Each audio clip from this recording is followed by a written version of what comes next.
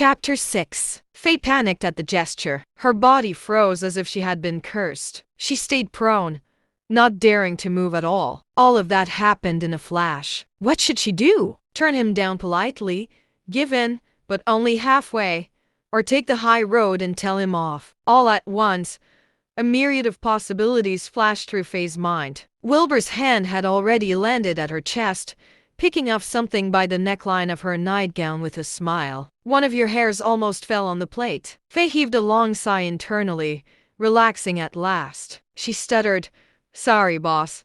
My hair has been falling lately." "That's all right," Wilbur responded, then turned back to enjoy his plate of carbonara. Faye stood up straight with her heart racing wildly.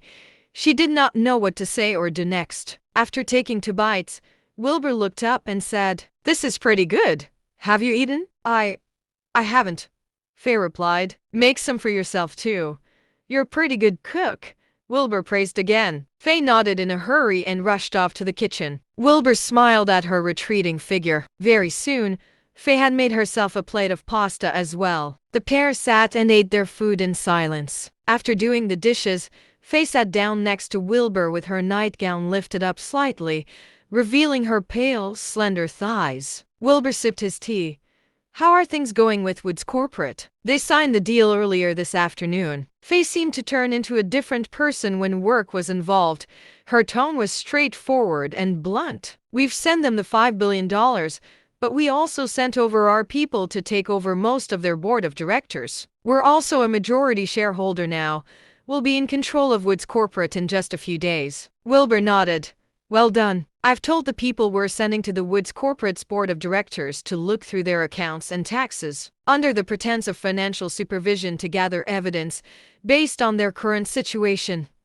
"Something's got to be off," Faye said. Wilbur glanced at Faye, surprised. This girl had not only made an accurate conclusion of Wilbur's true intentions, but had even planned ahead around them. What a rare, talented individual. At that moment, Faye was seated on the couch, looking calm and collected, the complete opposite of the stuttering mess that she was from half an hour ago. Wilbur fell silent for a while before asking slowly, "If you knew there was something wrong with Woods Corporate, why are you still investing in them?" "Boss, every company has problems like these. It's an industry secret, and everyone in the field knows it," Faye replied vaguely. "However, Cape Consortium's financial power can support Woods Corporate sufficiently to get them out of this tough time, and even expand the company in time. Those problems I mentioned earlier can be fixed after we've taken over. But of course, I've changed the plan based on what you wanted." Wilbur nodded with a smile.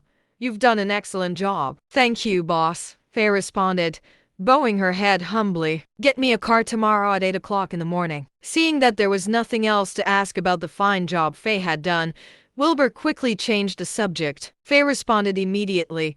"Do you have any requirements for the car?" "Keep it low-key.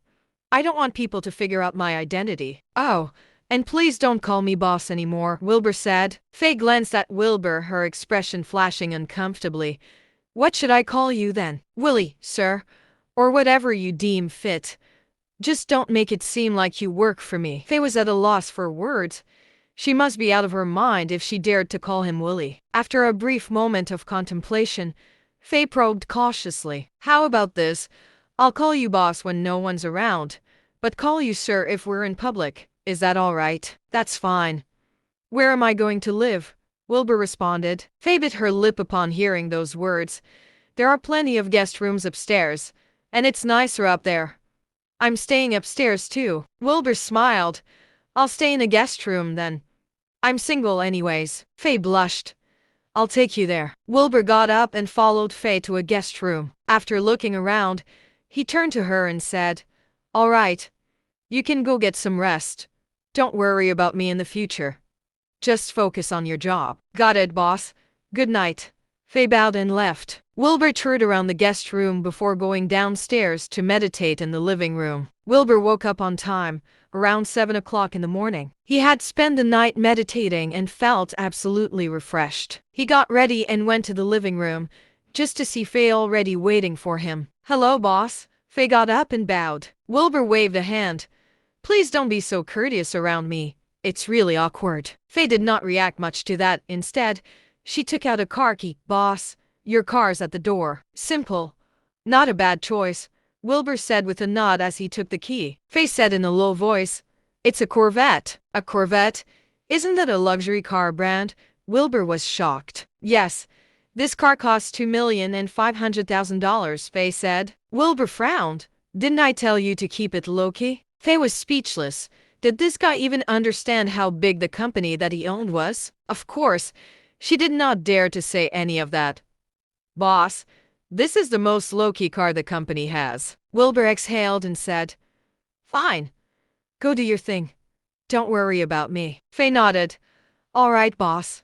Goodbye." After saying that, Faye left with her handbag over her shoulder. From the back, her tight blue formal suit hugged her curves, and her heels accentuated her silhouette even more. She radiated the air of a flawless, successful, mature working lady. Wilbur smiled to himself and followed her out, driving his Corvette toward the city. Just as he arrived at the Department of Marital Affairs at 8 o'clock sharp, he received a call from Yvonne. "Are you here yet? Don't you dare be a coward. I'm warning you." Yvonne's voice could be heard through the phone. Wilbur locked his car and replied in a calm voice, "I'm at the entrance." He ended the call and went to the entrance. Upon arrival, he could see that Yvonne and Blake were already there, waiting for him. The pair seemed to heave a sigh of relief when they saw him. Wilbur smiled. "Let's go." Yvonne scoffed coldly and went in first. With no custody battle for children and no division of assets to take care of, it was a rather speedy procedure. Half an hour later, the pair walked out holding their divorce certificates. Yvonne ran toward Blake at top speed as she waved the certificate. "Blake, I'm free." Blake wrapped Yvonne in his arms, and the two of them shared a passionate kiss. Wilbur's stomach almost turned at the sight, but he still forced out a smile at them. "You're finally free. The two of you can get married now." Yvonne glowered at Wilbur out of annoyance and said, "That's none of your business. Blake and I are going to have the grandest of weddings and invite all the members of Seachertown's elite. Get lost, you idiot." "Is that so? Don't regret it when the time comes," Wilbur responded and chuckled. Blake flared up in anger.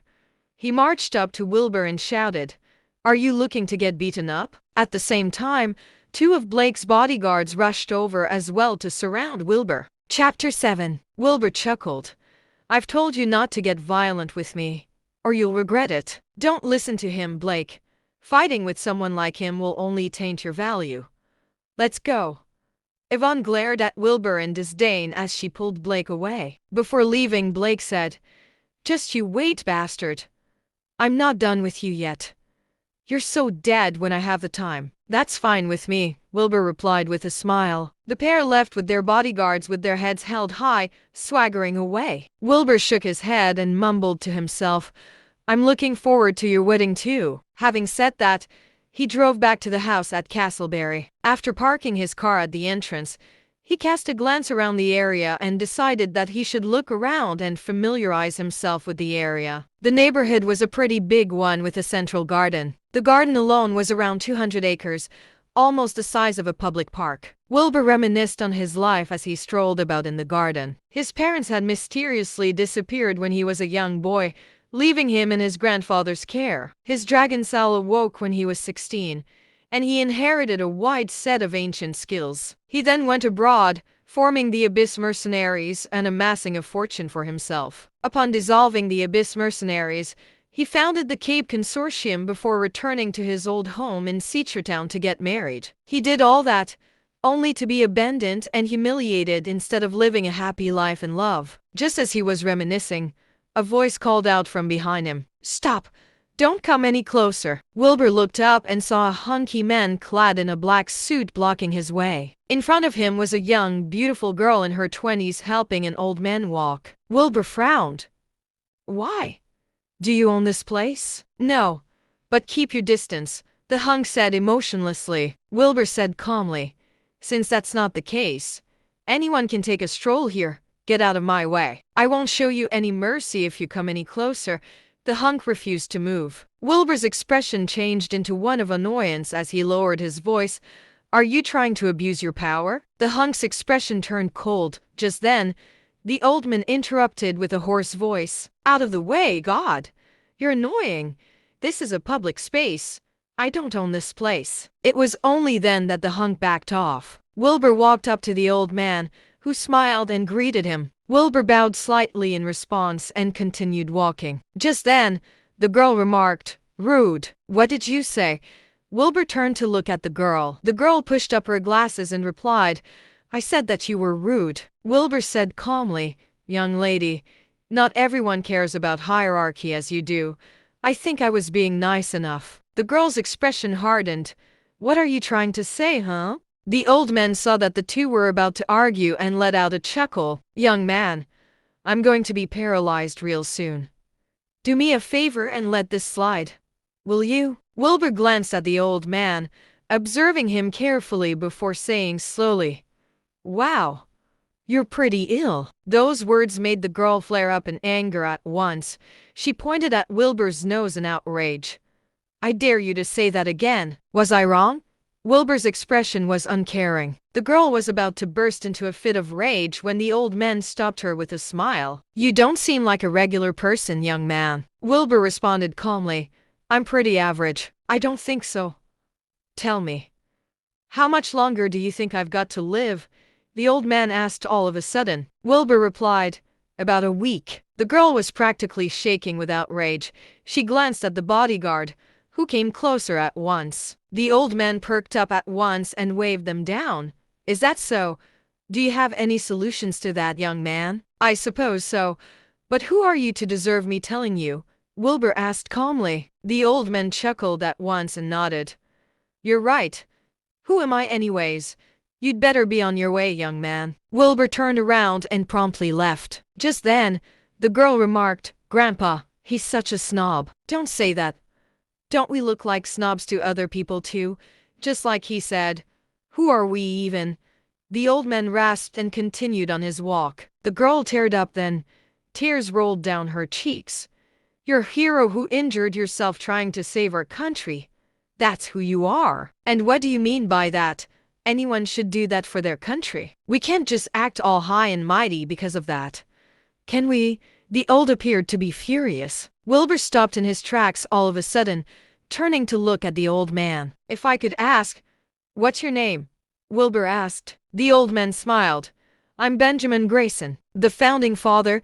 Wilbur replied, shocked. Benjamin waved a hand. "Bah, I'm just another old geezer." Wilbur fell deep into thought. Benjamin Grayson was one of the founding fathers of Dasha. He made countless achievements and ended up as the highest chief in command in the army. He was greatly respected in the army and was also famous and garnered the respect of everyone in the country as well. A brief pause later, Wilbur said, "Oh, I'm sorry for my poor manners just now then. There's hope for your illness, you know. If you believe me, why don't we have a little chat elsewhere?" The old man beamed. "I knew you were someone extraordinary.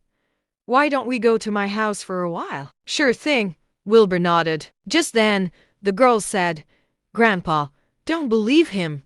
He's just a scammer who's trying to get closer to you on purpose." "What's there to scam out of an old geezer like me?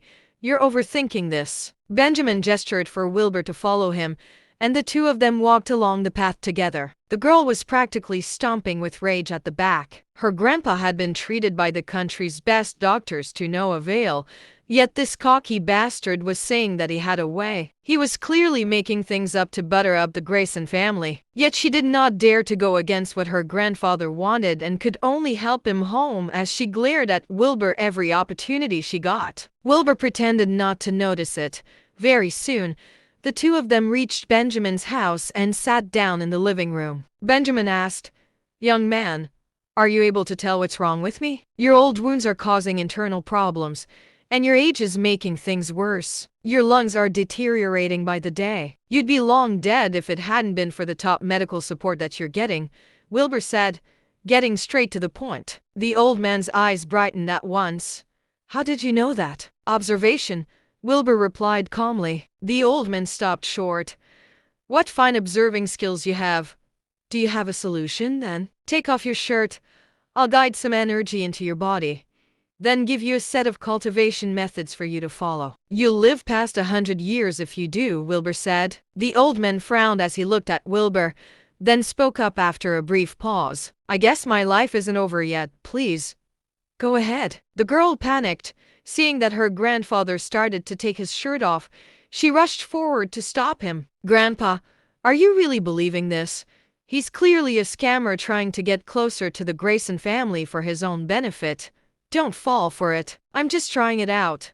What's the harm in trying? Benjamin said calmly. The girl cried out. You can't be falling for this. What if he uses your name to do whatever he wants? He'll ruin your legacy. Benjamin asked in a low voice. What legacy of mine are you talking about? You think too highly of our family. Besides, can't you take him down if he really turned out to be a scammer? The girl was speechless. She dared not retaliate against her grandfather. With that, she drew her spear and pointed it at Wilbur. Get out of here right now. Chapter 8. Wilbur frowned. Come on. I'm not the bad guy here. You're as bad as one can get. I know what you're up to, the girl cried out in rage. Wilbur sighed, and Benjamin spoke up at that moment. Leave us alone. The girl was indignant but ended up stomping out while holding back her tears. Benjamin turned to look at Wilbur. That's my granddaughter, Susie. She's still young. Please don't mind her. That's all right. Why do you have so much trust in me, Mr. Grayson? Wilbur asked. Benjamin smiled. I'm in my 70s, and I've seen a lot. There's a lot left unknown in the world out there, and I know I'm too old to find out what they are. However, I do believe that there are things I don't know of. More importantly, anyone dying would want a chance to live on. I'm no exception. That's very honest of you. Let's begin then, Wilbur said with a smile. Benjamin smiled, stripping off his shirt to reveal a torso covered in scars. There were more than 10 scars from knife wounds alone and a few more from bullets. There wasn't a single part of his body that was intact. It was a terrifying sight. Wilbur sighed and remarked, You've worked really hard. Oh, it's nothing. I was just making a living as a poor man too. I'm not as great as that kid makes me out to be, Benjamin said nonchalantly. Wilbur smiled. He placed a palm onto Benjamin's back and slowly channeled a wave of spirit energy into his body. Wilbur then guided the spirit energy around Benjamin's body carefully. Remember this energy path and do the same in the future. Benjamin nodded, and Wilbur continued. After the energy had traveled 36 rounds, Wilbur slowly removed his hands. Just then, Benjamin let out a deep breath. His expression changed into one of shock. He could feel that his breathing was completely smooth, devoid of the dull underlying feeling from before. On top of that, he felt lighter overall as well, as if all of his cells were revitalized with vigor. He slowly got up and bowed deeply to Wilbur. You are a miracle worker. Wilbur hurried to help him up. Please don't say that. Benjamin sat down again, feeling impressed and shocked. You're a miracle worker. I can't believe I lived long enough to witness a miracle myself. Mr. Grayson, can you ask for a pen and paper? I'll write down the cultivation method for you. Benjamin waved his hand, and a servant showed up at once with a pen and paper in tow. Wilbur contemplated for a moment before he doodled on the paper. A while later, he said, This is a simplified version of the beginner's dragon chant that I cultivated. Follow this, and you'll be immune to all diseases and live a long life. Thank you so much, young man. Benjamin stared at the paper as if he had just come across a priceless treasure. Just then, Wilbur got to his feet. I'll be on my way. Benjamin hurried to get dressed and sent Wilbur out. He asked for Wilbur's number before reluctantly parting ways. At the same time, Susie came downstairs and stared at her grandfather with bloodshot eyes. Benjamin ignored her. Send my finest tea and wine to Uncle Wilbur at house number 18. Remember to thank him. Grandpa, are you still believing this scammer? Susie could not help but shout. Benjamin, too, was angered. Would I not know if he was a scammer? You'll go when I tell you to, or you can piss off back to medical school and get out of my sight." Susie was close to tears from her indignance, but did not dare to say much after seeing how angry her grandfather was. All she could do was prepare what she was told to and have the servants bring it to the car. The tea and wine were gifts from Susie's parents and some of Benjamin's subordinates. They were both rare treasures that were difficult to come by, costing at least a few $100,000. Susie could hardly contain her anger upon thinking that they were all going to that scammer. Nevertheless, she still drove to house number 18. She did not get out of the car. Instead, she took out her phone and made a call. A while later, the call connected, and Susie said, "Dad, please come home. Grandpa's losing his mind." "What's going on?" A deep voice could be heard from the phone. Susie said, "Grandpa's been scammed by a young man claiming to be able to heal him. Grandpa totally believed him and even told me to send him gifts." There was a brief silence on the other end before her father responded. "Do as your grandpa said. I'll come home and sort this out as soon as possible." "Got it, Dad. Hurry up." Susie ended the call. Her expression was ice cold as she got out of the car and rang the doorbell. Wilbur opened the door. Seeing her, he asked, "Is something the matter?" Susie did not say anything in response. She took the tea and wine out of the car, placed them in front of Wilbur and said, "I know what you're up to. You better watch out. Someone's going to come get you." Wilbur was stunned for a moment before replying with a smile, "Anytime." "Hey, Emph." Susie ignored him and turned around to drive away. On her way home, Susie could hardly contain her sadness. She realized that her grandfather was starting to act like any other old person, willing to believe anything just to live a little longer. How different was he from any old geezer who resorted to buying fake medicine? Their family had a team of personal doctors and the top medical team in Seachertown to support them. How could her grandfather believe all that nonsense? He was really losing his mind. After arriving home, Susie was just about to get out of the car when another car stopped in front of her. A middle-aged lady got out. Susie saw who it was and scrambled to get out of the car to welcome her. "Dr. Sepia, what are you doing here?" Susie asked warmly. Dr. Sepia glanced at her and smiled. "Susie, you came just in time." As she spoke, she handed a box of medicine to Susie. "The medical team just invented a new medicine that can prolong one's lifespan and improve their immune system. It's brilliant. It was just sent to our lab. Hurry up and let Mr. Grayson ingest it." "Really?" Susie was overjoyed as she took the medicine. Dr. Sepia smiled. "Of course. Well, I won't disrupt Mr. Grayson's day then. Goodbye." "Bye." Susie sent Dr. Sepia off, then entered the house in high spirits as she made her way to her grandfather's room. "Grandpa, the Seachertown medical team just invented this new medicine.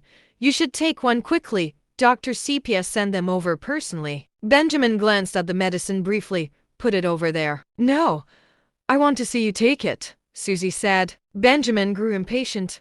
"I'll take it. Just get out." Susie pursed her lips but did as she was told. Benjamin glanced at the medicine once, then threw it into his shoe cabinet while shaking his head. "Pills, pills, and more pills. They're going to kill me one day." After saying that, he began to meditate using the chant. Meanwhile, on the other end, Wilbur took the tea and wine into the house happily and opened it to take a look. "Oh my, these are all high-end products. The kind that money can't buy," Wilbur thought to himself. Wilbur smiled. "I'll be helping myself then, Mr. Grayson." He put the gifts aside and began to cultivate. It was not until evening that he slowly opened his eyes. Upon opening his mouth, he spat out a white ribbon aura. Just then, his phone started ringing. Surprised, Wilbur picked up and answered. "Miss Yvonne, what's the matter?" "Wilbur, I've got good news for you. Try not to get too emotional, though." Yvonne's overjoyed voice could be heard from the phone. Chapter 9. Wilbur chuckled. "Sure.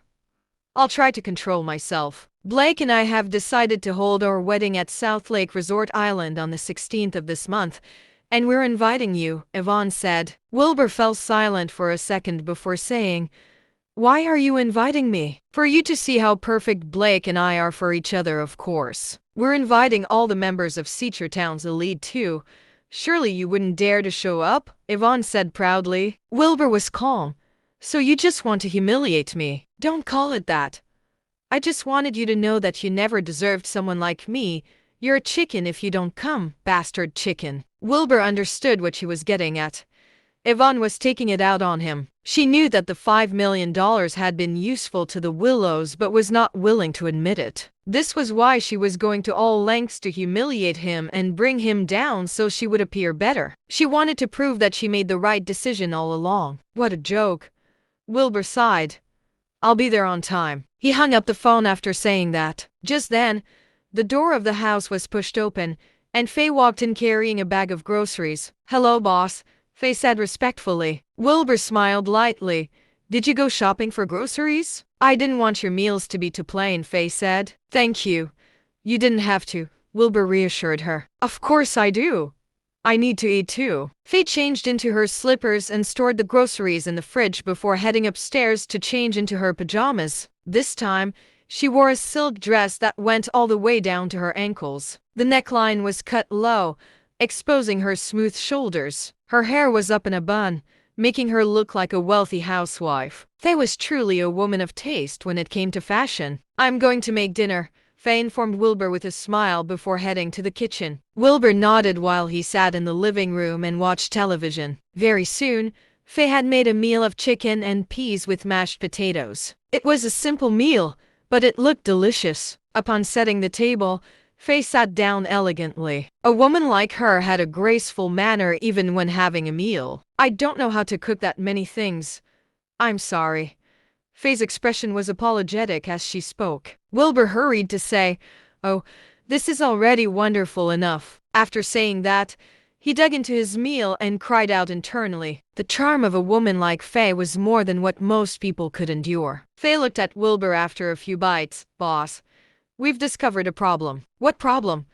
Wilbur said between chewing. Faye put down her fork, paused for a moment, then said, A few of the directors secretly copied Blake's hard drive after getting into Wood's corporate, and we found that he's got a proposal named Willow Corp. What proposal is that? He has looked into Willow Corp's financial condition and is planning to marry into the Willow family to gain shares of the company. He wrote all that in the proposal.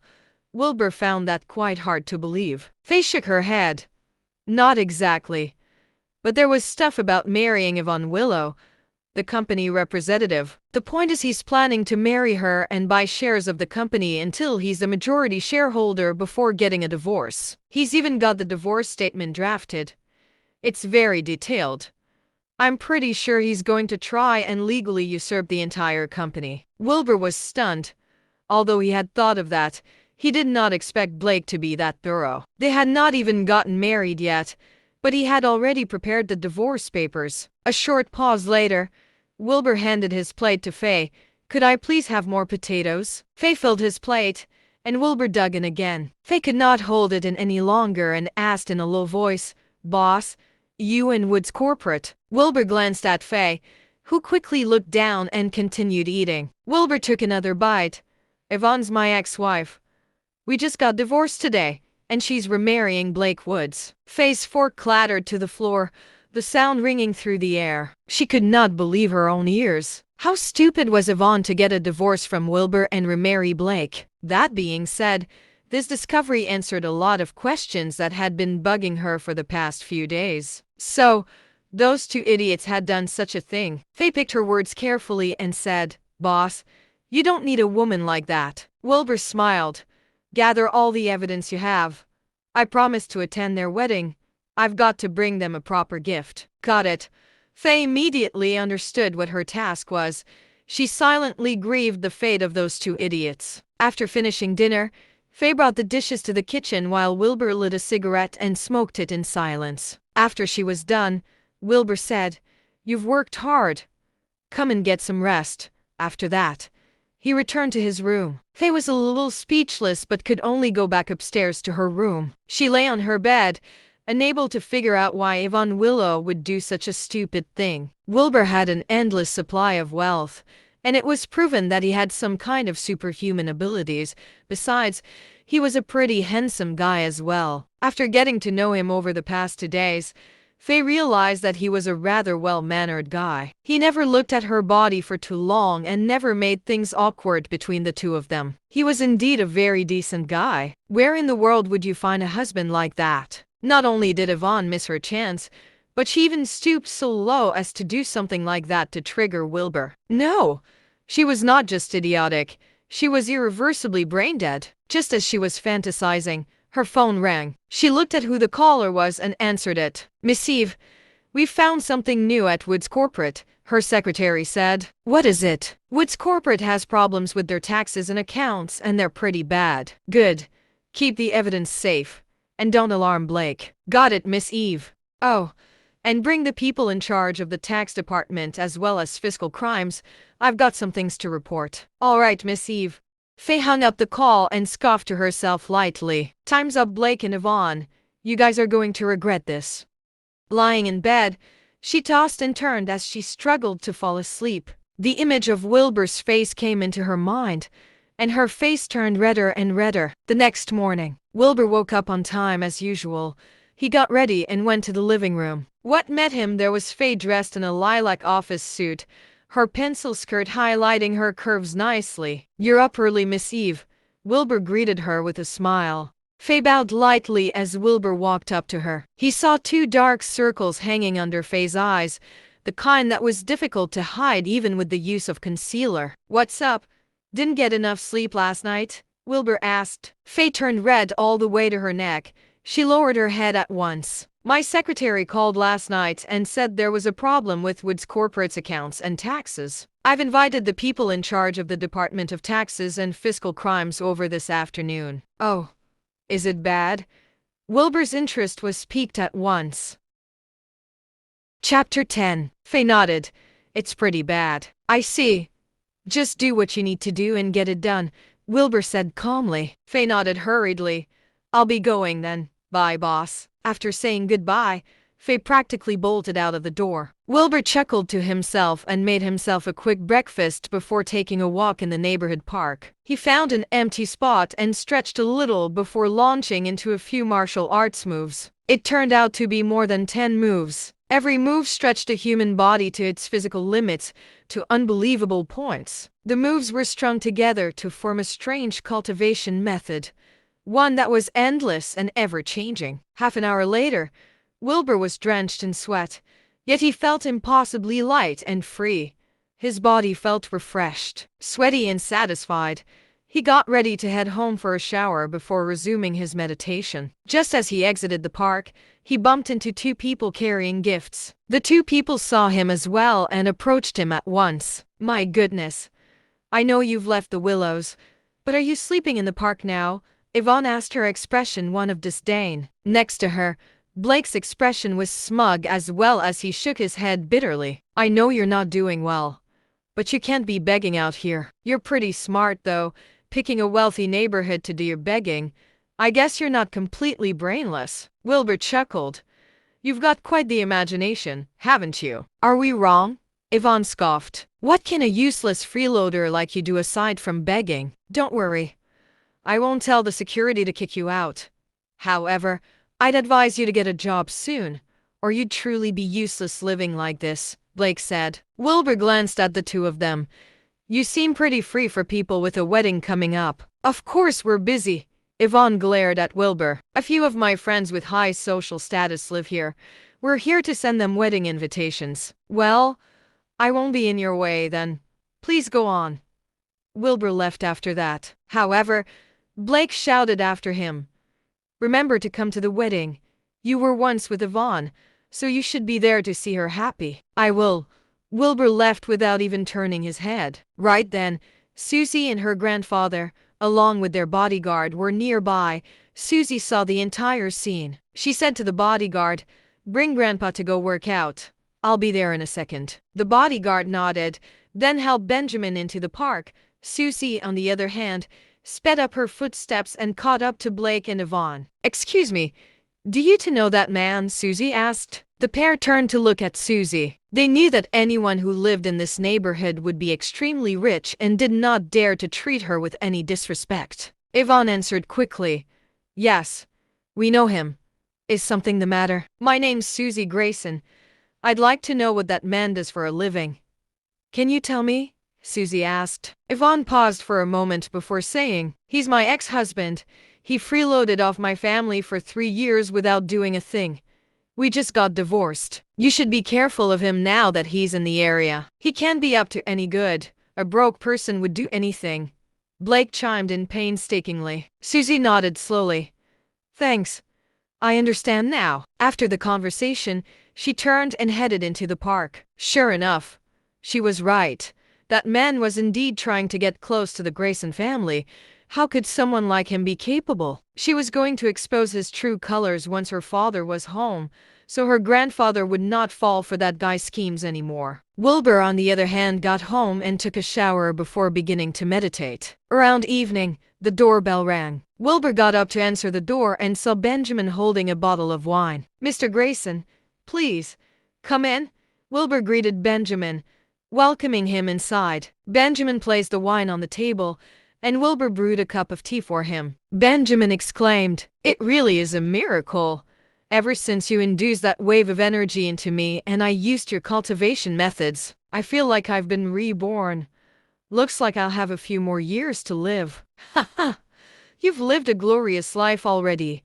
You should spend the rest of your time enjoying yourself. As the two were chatting, Faye came home from work. She saw that there was a guest and hurried to greet him. Benjamin returned a greeting politely. Wilbur then said, Could you whip up something? I think Mr. Grayson would like to have a drink. Faye nodded, then went to the kitchen in her office clothes. A while later, she emerged with 4 dishes in tow. They were simple dishes but smelled and tasted amazing. Faye set the table along with a few wine glasses and served the 2 of them a meal. Benjamin and Wilbur chatted, drinking away happily. From the way Benjamin kept on clinking his glass with Wilbur, it was clear that he had not drunk in a long time. Wilbur reciprocated as well. Despite Benjamin's body not having fully recovered yet, he now had Wilbur's cultivation method, so drinking a little would hardly affect him. While drinking, Wilbur took out his pack of cigarettes and glanced at Benjamin. Benjamin practically lit up at once, causing Wilbur to chuckle. Would you like one? I'd like one. Benjamin beamed. Wilbur handed him a cigarette and lit it for him. Benjamin took a few deep puffs, then exhaled a mouthful of thick smoke a few seconds later. That's what life is about, Benjamin said, lost in bliss. Wilbur chuckled. You shouldn't smoke that much, though. What's living to 10,000 years old if your life's meaningless? Benjamin mused deeply. Wilbur merely nodded, not saying anything. Just then, the doorbell rang. Faye got up to open the door, and Susie barged in a fit of rage. I knew you'd be here, Grandpa. You're smoking and drinking too? Susie stared at the cigarettes and wine on the table in shock. Benjamin frowned. What are you shouting about? You're in someone else's home. Where are your manners? Susie cried out. He's scamming you, Grandpa. Look, he's even making you smoke now. Don't you know how your own body is doing? Benjamin growled angrily. I know it very well. I know what's happening to my body better than anyone else. Susie asked, Then why are you smoking and drinking? What did the doctors say? Benjamin shook his head and glanced at Wilbur. I don't think we can keep drinking anymore. I'm getting really pissed off. After saying that, he got up and left alone, completely ignoring Susie. Susie glowered at Wilbur. You're a liar and a cheat. How can you let an old, sick man smoke and drink just to get what you want? You're really evil. Wilbur lit a cigarette and tuned her out. Seeing Wilbur's response, Susie turned to Faye instead. What's your relationship with him? Who are you? And do I need to tell you? Faye asked at once, getting straight to the point. Susie spat coldly. I don't care what you are to him, but stay away from my grandpa. Oh, and I'm sure you're someone with power as well. This man's a scammer, and I hope you don't fall for his tricks and end up bankrupt. After making her statement, Susie left in a hurry to go after her grandfather. Faye did not know what to say. What a rude lady. Boss, who was that? What's the matter with her? Faye asked. Wilbur said calmly, That old man is Benjamin Grayson. The girl is his granddaughter, Susie Grayson.